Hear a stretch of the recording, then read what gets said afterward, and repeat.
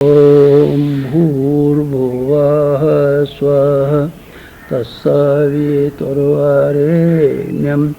भर्गो देवस्य धीमहि धियो यो नः प्रचोदयात्। आपको जीवन मुक्ति के बारे में बताया था। अब जीवन मुक्त होकर के जिए, बंधनों से छूट जाए। बच्चा माँ के पेट में बना रहता है, बाहर निकल पड़ता है तो कितना खुश, और कैदी जेल खाने से छूट जाता है कितना खुश, और पक्षी पिंजरे में से छूट जाता है तो कितना खुश।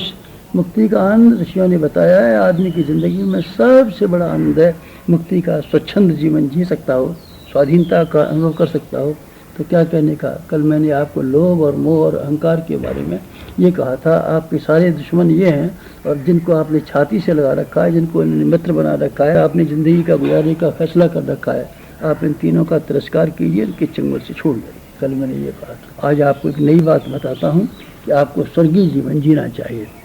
आप स्वर्ग का जीवन जी सकते हैं निश्चिंत रूप से। आप स्वर्ग का जीवन बनने में कोई आपको दिक्कत नहीं है।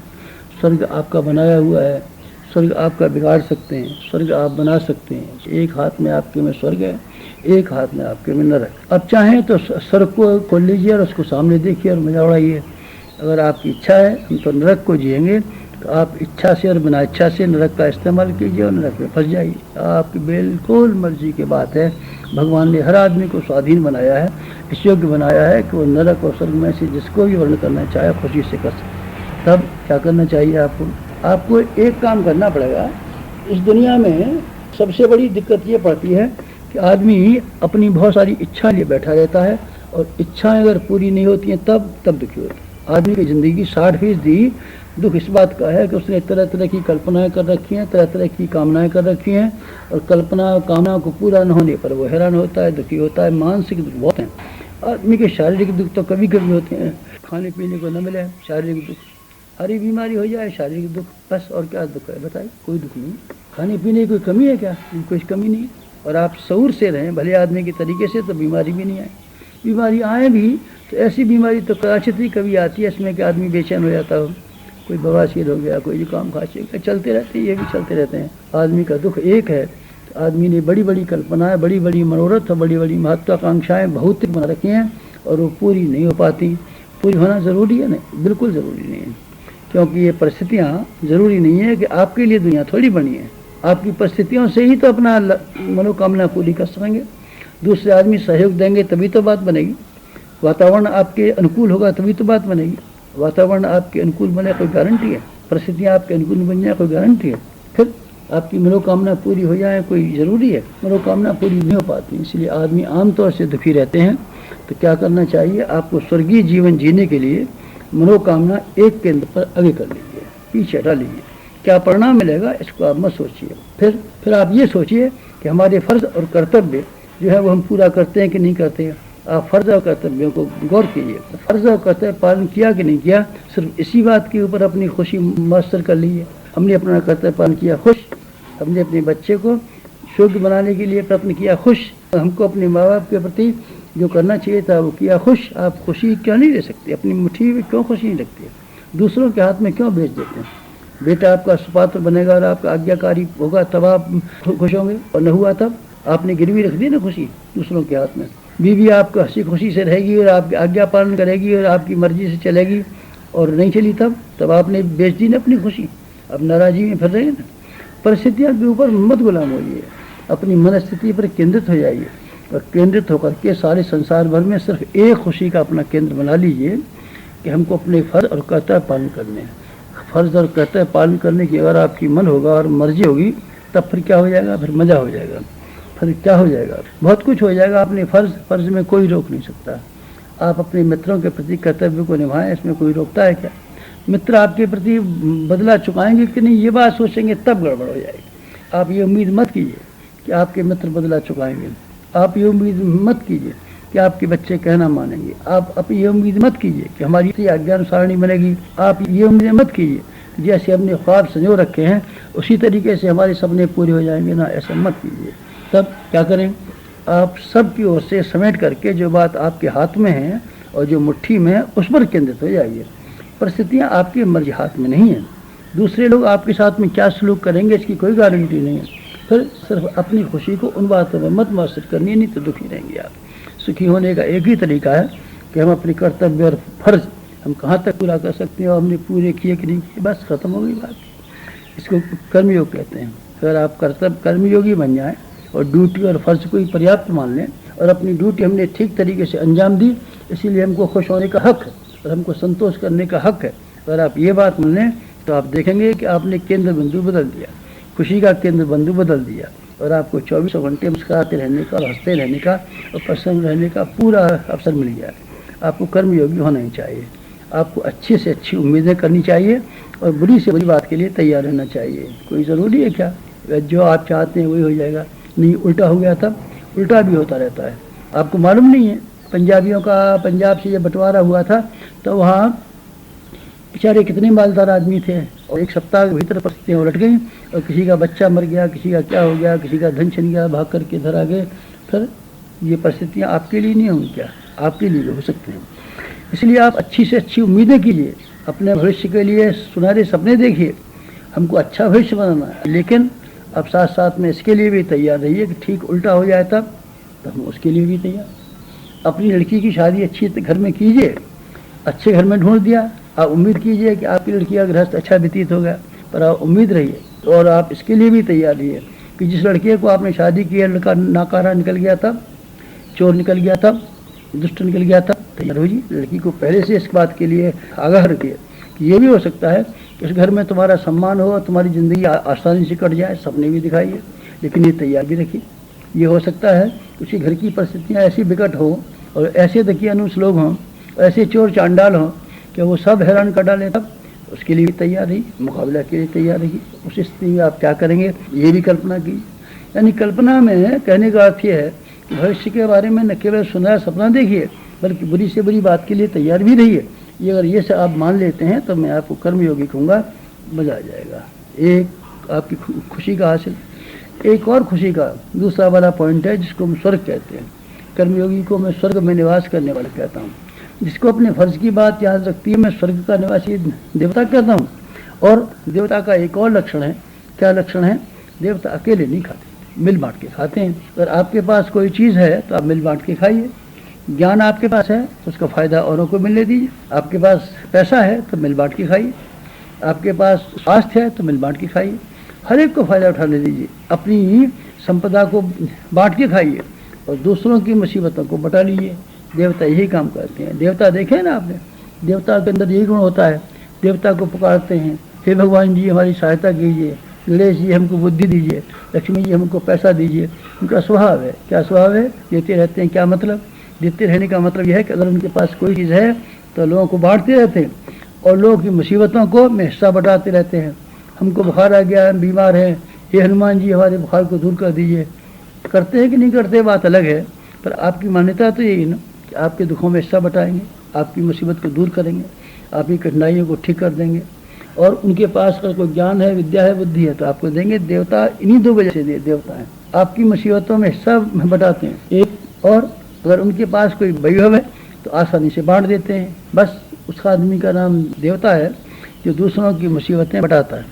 उस आदमी का नाम देवता है जो अपनी सुविधाएं और अपनी संपदाओं को मिल बांट के खाता है। मिल बांट के खाने का मज़ा देखा है आपने? इक्कड़ जो अकेला ही खाता रहता है वो पाप खाता रहता है। जो अकेला ही संचय करता रहता है वो आदमी पाप संचय करता रहता है। जो अकेले की खुशी चाहता है वो आदमी पाप संचय करता है। इसलिए हमारे यहाँ एक संयुक्त कुटुंब की प्रणाली है। सब मिल बांट के खाएंगे, मिलजुल के रहेंगे, हिल मिल के खाएंगे। कमाने वाला स्वयं थोड़ी खाता है, सब मिल बांट के खा लेते हैं। कोई बच्चा है, कोई बीमार है, कोई बुढ़ा है। बस ये जो पारिवारिक वृत्ति है इसमें वसुधैव कुटुम्बकम की मान्यता जुड़ी हुई है। वसुधैव कुटुम्बकम की मान्यता क्या है? आत्मवत् सर्वभूतेषु क्या है? एक ही है। आप दूसरों की मुसीबत में हिस्सेदार हो जाइए एक, और अपनी सुविधाओं को बांट दीजिए। हो गया आत्मवत् सर्वभूतेषु और हो गया वसुधैव कुटुम्बकम। ये सारे सिद्धांतों का निर्वाह इसी तरीके से होता है। इसीलिए आपकी कार्य पद्धति में और आपके चिंतन में ये बातें जुड़ी रहनी चाहिए कि हम किस तरीके से मिल बांट के खाएंगे और दूसरों की मुसीबतों में किस तरीके से हाथ बटाएंगे। इसीलिए आपको अपना स्व संकीर्ण स्व जो आपने कूप मंडूक के तरीके से सीमित कर रखा है, फिर आप उसको विशाल बना देंगे। आप सबके हो जाएंगे, सब आपके हो जाएंगे। देवता आप हो जाएंगे, आपको स्वर्ग आ जाएगा। अगर आप ये स्वर्ग नहीं खरीद सकते और आपने सीमा बंधन अपना ही खाना, अपना ही पहना, अपना ही पैसा, अपना ही बेटा, अपना ही यश, अपना ही नाम कहते रहेंगे, आप बहुत छोटे आदमी रहेंगे, जलील आदमी रहेंगे और आपको नरक में रहने वाले को ये यातनाएं भुगतनी पड़ती हैं। मानसिक दृष्टि से वो सारी यातनाएं भुगतनी पड़ेंगी। शारीरिक दृष्टि से ठीक है, ये हो भी सकता है कि आप कुछ खाने पीने का सामान इकट्ठा कर लें, कुछ पैसा इकट्ठा कर लें, लेकिन आप दुखी रहेंगे। क्या करना चाहिए आपको? एक और काम करना चाहिए। कौन सी? खिलाड़ी की ज़िंदगी जीनी चाहिए। खिलाड़ी की ज़िंदगी आप जिए। खिलाड़ी में हारते ही रहते, जीतते हुए रहते हैं, टीम बना के खेलते हैं। हार गए, अरे हार गए तो क्या है, और पत्ता खेलते रहते हैं ना, ताश खेलते रहते हैं। शाह कट गया, बेगम कट गई, ओहो गुलाम भी कट गया, सब कट गए, चेहरे पर कोई शिकन ही नहीं। आप चेहरे पर शिकन मत आने दीजिए। चिंताओं को और मुसीबतों की कल्पनाएं करके, संदेह करके और भविष्य की आशंकाएं करके हर समय आपको दिल धड़कता रहता है। आप निश्चिंत रहिए, निर्द्वंद रहिए, हंसते रहिए, मुस्कुराते रहिए। आप हंसते और मुस्कुराते रहेंगे और निश्चिंत रहेंगे तब, और खिलाड़ी की तरीके से ज़िंदगी जिएंगे तब फिर आपको मैं देवता कहूँगा। ये नाटक है, आप इसके एक पात्र हैं। दुनिया में आपको एक नाटक अदा करना है। आप नाटक की तरीके से, एक नटकी तरीके से तमाशा कीजिए, लोगों को मनोरंजन करने दीजिए, लेकिन आप एक निश्चिंत होकर के राजा जनक की तरीके से अपनी मन स्थिति को बनाए रखिए। फिर मैं आपको स्वर्ग में निवास करने वाला रहूँगा, स्वर्ग की निवास करने वाला रहूँगा। भूत का चिंतन मत कीजिए। पिछला जो घटनाएं हो गई तो ठीक है, आप अच्छे काम कर लिए तो बार बार प्रशंसा करने की ज़रूरत क्या है। और आपने, आपके साथ में किसी ने कोई बुराई कर ली या किसी ने दुख भुगत लिए, बार बार कहने की ज़रूरत क्या है। भूत से भूत, गया सो गया। और भूत पर मत विचार कीजिए।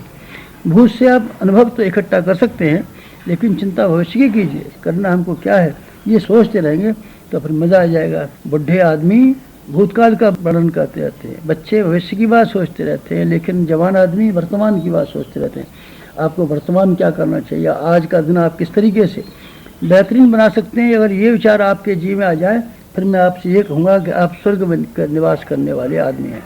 भविष्य की क्यों अनावश्यक कल्पनाएं करेंगे। योजना बना लीजिए, योजना में हर्ज नहीं है, लेकिन महत्वाकांक्षा बात अलग है, योजना बात अलग है। हमको एमए करना है तो आप स्कीम बनाइए। एमए नहीं हुए तो मर जाएंगे, एमए नहीं हुए तो नाक कट जाएगी, एमए नहीं हुए तो बात बिगड़ जाएगी। क्या बात बिगड़ जाएगी? दुनिया में बिना पढ़े भी तो है। आप मैट्रिक पास रह गए तो क्या बता गई, ऐसा हमारा ये हो जाएगा। आप ऐसे विचार करते रहेंगे तो मैं आपको नरकगामी कहूँगा। स्वर्ग में रहने वाले अपने वर्तमान का ध्यान करते हैं, भविष्य की तैयारी करते हैं, भूतकाल को भूल जाते हैं और खिलाड़ी की तरह जिंदगी जीते हैं। जीवन के तौर तरीकों में ऐसा मौलिक परिवर्तन आप करके जाइए यहाँ से। और क्या काम करें? आप एक और काम कीजिए कि लोगों से, ये दुनिया बड़ी खराब है और बड़ी जलील है, इसमें अच्छाई भी है, भगवान का रूप भी है। ये तो मैं नहीं कहता कि भगवान का रूप नहीं है, तो इसमें कमियां कम है क्या, बुराइयां कम है क्या? एक से एक दुष्ट और एक से एक बेईमान दुनिया में भरे पड़े हैं। तो क्या करें फिर? दुष्टों के प्रति द्वेष नहीं बेटे, द्वेष से करेंगे आप ही जल जाएंगे, ईर्ष्या से भी आप जल जाएंगे, प्रसोद से भी आप जल जाएंगे। इससे आप सामने वाले का जितना नुकसान करेंगे उससे ज़्यादा अपना नुकसान कर लेंगे। एक तो दूसरे आदमी ने आपको नुकसान पहुंचाया, नुकसान नंबर 1, और एक आपने फिर नई बीमारियां शुरू और कर ली, डाह की, ईर्ष्या की, प्रसोद की, घृणा की। ये सारी की सारी चीज़ों को आप बनाए रखेंगे, फिर आप कैसे जिएंगे बताइए ना। बाहर से भी पिसेंगे और भीतर से भी पिसेंगे तो आप मरेंगे ना। आप ऐसे मत कीजिए। आप क्या करें? तो बुराइयों को बर्दाश्त करें। नहीं, ये तो नहीं कहता बुराइयों को बर्दाश्त करें। आप बुराइयों से संघर्ष जरूर कीजिए। फिर संघर्ष करने का दूसरा तरीका है। कौन सा? वो तरीका है जो कि डॉक्टर इख्तियार करता है। किसके लिए? मरीज के लिए। मरीज के रोगों को मार डालने के लिए हरचंद कोशिश करता है कि रोग को बचने न पाए, विषाणु बचने न पाए, रक्त की प्रदूषण बचने न पाए, लेकिन रोगी को नुकसान न होने पाए। आप रोगी को बिना नुकसान पहुँचाए बिना उसकी बुराइयों को दूर करने के लिए बराबर जद्दोजहद करते हैं। जब आप किसी व्यक्ति विशेष को हानि पहुंचाने की बात सोचते हैं तो वो द्वेष हो जाता है, और आप इसके दोषों को, दुर्गुणों को, कमियों को हटाने की बात सोचते हैं तब फिर कोई दिक्कत नहीं पड़ती। आप ऐसे कीजिए। आप ऐसे करेंगे तो आप देखेंगे कि आप स्वर्ग में रहने वाले देवताओं की बिरादरी में शामिल हो गए। आपको एक और काम करना चाहिए, आपको आत्मनिर्भर होना चाहिए। अपने ऊपर डिपेंड कीजिए। क्या करें? बाहर के आदमियों से मत उम्मीदें कीजिए, मत विश्वास कीजिए, मत अविश्वास कीजिए। आप ये मान के चलिए ये आदमी है, आदमी सो आदमी। अपने ऊपर निर्भर रहिए। आप ये मान के चलिए कि उन्नति करेंगे तो हम ही करेंगे। किसी आदमी से आप आशा लगाए बैठे हैं, वो आदमी आपकी सहायता करेगा। क्यों आपकी सहायता करेगा? आस बिरानी जो करे जियत ही मर जाए। ये देहात की कथा है। आप ठीक है, वक्त मिल जाएगा तो सहायता मिल भी सकती है, नहीं भी मिल सकती, पर जो भी आप कदम उठाएं अपने पैरों पर मदद करके उठाएं। उम्मीद ये करें ये काम हमको करना और हम ही करेंगे, हम ये काम करना और हम ही करेंगे। अगर आपका ये आत्मविश्वास है तब फिर आपको आत्मनिर्भर व्यक्ति कहा जाएगा और देवता आपसे कहा जाएगा, देवता कहा जाएगा। देवता आत्मविश्वासी होते हैं और आत्मनिर्भर होते हैं। वो किसी पर डिपेंड नहीं करती। सूरज किसी पर डिपेंड नहीं करता कि हमको कोई अर्घ चढ़ाएगा कि नहीं चढ़ाएगा। हवा किसी पर डिपेंड नहीं करती, किसी की अपेक्षा नहीं करती। चंद्रमा किसी की अपेक्षा नहीं करता, जमीन किसी की अपेक्षा नहीं करती, और आप किसी की अपेक्षा मत कीजिए। इसका अर्थ ये नहीं है कि आप सहयोगी जीवन न जिएं, परस्पर मिलना जुलना न करें, पर आप ये उम्मीद बनाए रहेंगे अमुक आदमी ये करेगा। जैसे आप परिस्थिति के बारे में ये अनुमान लगाते थे, परिस्थितियाँ हमारे अनुकूल हो जाएंगी और नहीं हुई तब तो आप झल्लाते हैं, रोते और खींचते हैं। और किसी व्यक्ति ने अपने आप के साथ में एहसान न किया तब, बदला नहीं चुकाया तब, सहायता न की तब फिर आप झल्लाएंगे कि नहीं झल्लाएंगे? मत झल्लाइए, कोशिश कीजिए, शायद दूसरों का सहयोग मिल जाए। जिस सीमा तक सहयोग मिल जाए उस सीमा तक ठीक, नहीं मिल जाए तो नहीं जी सही, नहीं जी सही, ये मान के चलेंगे तो आपकी खींच जो कि मनुष्य के जीवन की बहुत बड़ा दुख, बहुत बड़ा संकट है, खींच से आप बच जाएंगे। खींच से तो बचिए ना, खींच से बचने में क्या दिक्कत? आप अपना दृष्टिकोण बदल दीजिए ना। अगर दृष्टिकोण बदल देते हैं तो मैं स्वर्ग का रहने वाला कहूँगा। विधेयात्मक चिंतन ये क्या है? ये वो चिंतन है जिससे कि आदमी देवता बन जाते हैं। हम क्या बनाएंगे, क्या बिगाड़ेंगे, विचार ही मत कीजिए। अमुक को क्या नुकसान पहुँचाएंगे ये मत जाइए। खराब आदमी है इसको हम अच्छा बनाएंगे, सज्जन बनाएंगे, ये क्यों नहीं सोचते? खराब आदमी है तो हम इसको मार डालेंगे, उसकी हत्या कर डालेंगे, ये क्यों सोचते? ये मत सोचिए। आप दृष्टिकोण को बदलिए ना। जो कुछ भी आपके पास मिला हुआ है वो कम नहीं है, बहुत मिला हुआ है। आपके प्रसन्न होने के लिए, हंसने के लिए, हंसाने के लिए ये क्या कम है कि आपको इंसानी ज़िंदगी मिली हुई है। आप देखिए ना, ज़रा दूसरे जानवरों को देखिए ना, कीड़े मकोड़ों को देखिए ना, पशु पक्षियों को देखिए ना, कैसी घिनौनी और कैसी गई बीती और कैसी छोटी ज़िंदगी व्यतीत करते हैं। फिर आप क्यों ऐसी ज़िंदगी जिएंगे? भगवान ने तो आपको राजकुमार बनाया है ना, आपको बुद्धि दी है ना, आपको वाणी दी है ना, आपको हाथ पाँव दिए है ना, आपकी शादी हो गई है ना, आप तो घर में रहते हैं ना, आपको जीविका है, पहली तारीख को तनख्वाह मिल जाती है, रोटी खा लेते हैं। दूसरे को जानवरों को देखिए, उन बेचारों को न कोई तनख्वाह है, न कोई नौकरी है, न कोई कपड़ा है, न कोई बोलने का ढंग है। इन सब के तुलना में आपको कितना मिला हुआ है? आप इसमें खुशी नहीं मना सकते, आप प्रसन्न नहीं हो सकते, आपके चेहरे पर मुस्कुराहट नहीं आ सकती कि जो हमारी वर्तमान परिस्थितियाँ हैं उसमें हमको पसंद रहने का हक। आप तो हमेशा अभावों को सोचते रहते हैं। अभावों को सोचने का अर्थ होता है नरक। अभावों को ध्यान में नहीं रखना चाहिए, उसको दूर नहीं करना चाहिए, ये मैं नहीं कहता हूँ। मैं तो ये कहता हूँ आप हमेशा अपने आप को अभाव के दरिद्र और कंगाल मानते बैठे रहेंगे तो आप दरिद्र और कंगाल ही रह जाएंगे। आप मत अपने आप को दरिद्र मानिए, मत अपने आप को कंगाल मानिए। फिर आप ये मान के चलिए कि आप देवता हैं। देवता हो गए तो देने में समर्थ हैं। आपके पास देने को बहुत है, आपको अपने लिए गुजारने के लिए भी बहुत है और आप देने के लिए भी बहुत है। जैसे आप पैसा हमारे पास कम है तो पैसा कौन मांग रहा है आपसे? और पैसा देकर के आप क्या भला करेंगे आदमी का? आप दूसरों को प्यार दीजिए। लोगों की आत्माएं किस कदर प्यार के बिना तड़पती रहती हैं। आप दूसरों को सम्मान दीजिए ना, देखिए सम्मान का दुनिया की कितनी प्यासी है। लोगों को प्रोत्साहन दीजिए ना, देखिए आपको प्रोत्साहन देकर के छोटे छोटे आदमी क्या से क्या बन सकते हैं। देने के लिए कुछ कम है क्या? आप पसीना दे दीजिए, आप मेहनत दे दीजिए, आप लोगों के लिए सहानुभूति दे दीजिए। देने के लिए कुछ भी कम नहीं है। आपके पास देने की अगर मनोवृत्ति हो तो आप कुछ भी दे सकते हैं। पैसा है तो उसमें से भी रोटी काट करके दे सकते हैं। आप 4 रोटी खाते हैं, 3 रोटी खाइए और 1 रोटी बचा दीजिए गरीबों के लिए, हिस्सा बांट के दे दीजिए उनका। फिर देखिए वो 1 रोटी जो आपने अपने रोटी में से बचत कर ली थी आपके लिए कितना देवत्व लेकर के आती है और कितनी खुशी लेके आती है, कितना शांति लेके आती है। आप कटौती कर लीजिए, कटौती करके आप दूसरों को देने की तैयारी कर लीजिए, आपके पास जरूर मिल जाएगा। एक दिन उपवास कर लीजिए और उपवास करने के बाद में जो उस दिन का अनाज बच गया, उस दिन का जो दाल बच गई, इसको आप कैसे ऐसे दुखियारे के घर पहुंचा दीजिए कि जिसकी उसको ज़रूरत है। फिर आप देखेंगे किस कदर से आपको, किस तरीके से आपको शांति मिलती है और किस तरीके से आप प्रसन्नता के नज़दीक चले जाते हैं। देवता के यही गुण हैं। देवता उदार होते हैं, देवता विशाल हृदय होते हैं, देवता संकीर्ण नहीं होते। देवताओं के मनों में हर समय देने की इच्छा बनी रहती है। हम किसके लिए क्या दे पाएँ। प्यार देना सिखाता है, सेवा उसी का नाम है, इसका नाम प्यार है। भगवान का नाम प्यार है, रसो वही सब। भगवान का नाम रस है, भगवान का नाम प्यार है। प्यार आप भीतर पैदा कीजिए ना। जिस दिन आप प्यार पैदा करेंगे उस दिन आपके मन में से एक ही उमंग और ऐसी हिलोर उत्पन्न करेगी कि हमको कैसे दूसरों की सहायता करनी चाहिए, कैसे हम दूसरों की मदद करें। जब दूसरों की सहायता करने के लिए आमादा होंगे तो आपको अपने में से कटौती करनी पड़ेगी। तो साधु और ब्राह्मण का जीवन जीना पड़ेगा। ब्राह्मण किफायतदार को कहते हैं, मितव्ययी को कहते हैं, अपरिग्रही को कहते हैं, स्वल्प संतोषी को कहते हैं। आप ब्राह्मण बनिए और भूदेव पृथ्वी के देवताओं में अपने नाम को लगा लीजिए। और संतों को भी भगवान कहते हैं, देवता कहते हैं। संत किसे कहते हैं? परोपकारियों कहते हैं, लोकहित में लगे हुए आदमियों को व्यक्ति कहते हैं। उनको समाज के लिए विसर्जित और समर्पित लोगों को कहते हैं। तो प्रवृत्तियों में अपने आप को खपा देने वाले का नाम संत कहते हैं। आप संत ब्राह्मण के रूप में अथवा दोनों के संयुक्त जीवन यापन करने के रूप में अगर आप जिए, मजा आ जाए। फिर आप कैसे देवता हो सकते हैं? इसके लिए आपको संघर्ष करना पड़ेगा। मछली उल्टी दिशा में चलती है, अब मछली के तरीके से उल्टी दिशा में चलिए। जमाने का बहाव किधर है आप मत ध्यान दीजिए, अपने संकल्प और निश्चय कीजिए। हम सिर्फ आदर्शों की तरफ चलेंगे, ऊंचाइयों की ओर चलेंगे। और मस्ती से रहिए, दूसरों को मस्ती से रहने दीजिए। आप खुशी से रहिए, दूसरों को खुशी से रहने दीजिए। आप जिए, दूसरों को जीने दीजिए। मिलजुल के रहिए, मिल बांट के खाइए, हंसते रहिए, हंसाते रहिए।